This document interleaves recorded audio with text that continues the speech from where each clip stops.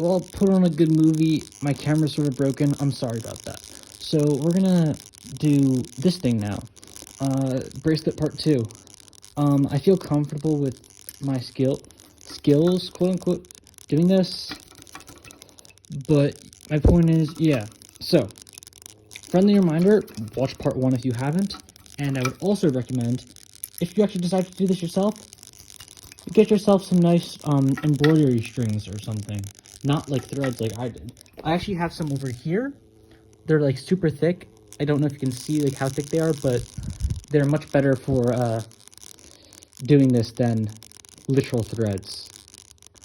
So, with that said, let's get into this. So, in order to do this, we're gonna have to like switch colors or switch between colors.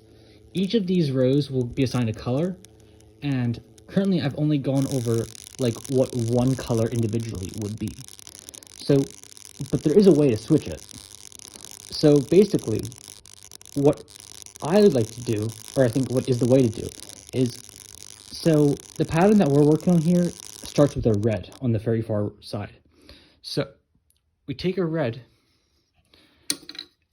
and we're just gonna do the first one as if we're normal completely.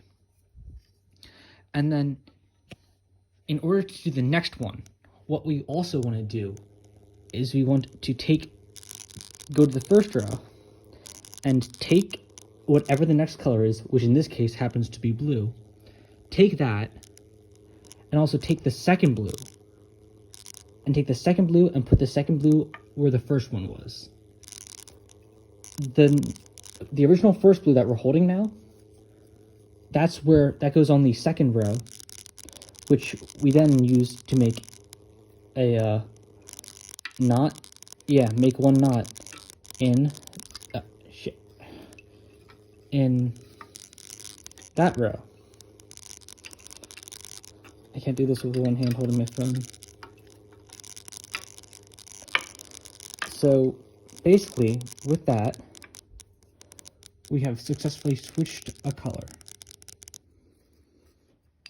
And I'd highly recommend trying to keep it so that all the colors stay in this more or less the same order.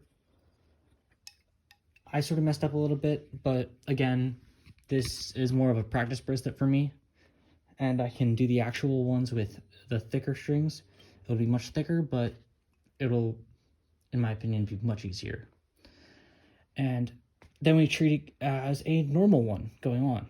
The next one is also blue, so we just take the second blue and then swap it with the third blue. And then we take what was the second blue and we make a knot using that one. One second. Yeah, we make a knot using that one. And that is that one done. The next one also happens to be blue.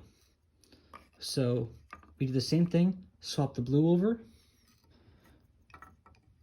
take the blue, which originally was the second row, was the third row, and is currently now doing the fourth row, or third row, yeah, is now doing this row. And we tie a knot using that. And then it also happens to be the next one, surprise. So what we're gonna do is we're gonna take the fifth row, put that blue over there, still holding that blue that we're doing the knots with, and we tie a knot with that. So then there's one over there. Next row, also blue. Riveting today, isn't it? We take that and we do one right like that. As we did all the ones before, we took a blue, put it over, and the blue that we're working on now is that. So the next one is a white. The last two in this pattern so far are white.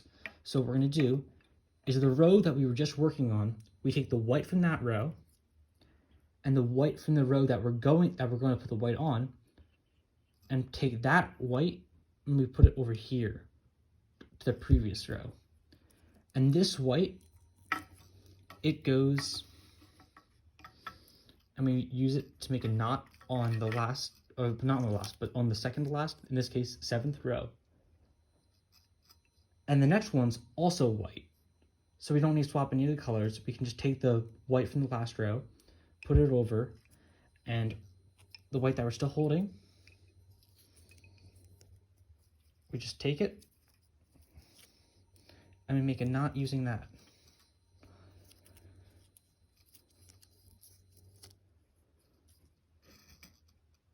This is usually the point when you would want to use a ruler or something to hit everything up.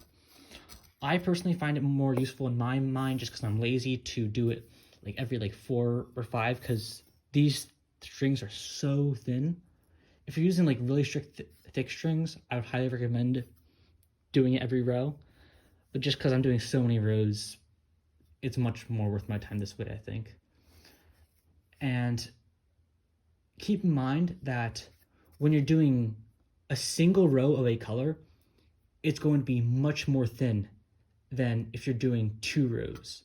Because, of course, this is unless if you're using thinner strings, because it's usually only going to be this thin, whereas it'll be like almost triple that when you're doing it fully. Yeah, so I think that more or less is the end of this. If you have any questions, comment. I'm sorry for the poor quality of this video. I'm too lazy. I'm too depressed to do anything else. And subscribe for future things. I do fun projects. And yeah, I think that makes sense. Just, if you have any questions, put them in the comments, do whatever. Please subscribe. I get my self-worth from that, and I like it. I hope you all honestly have a wonderful good day. I'll see you later.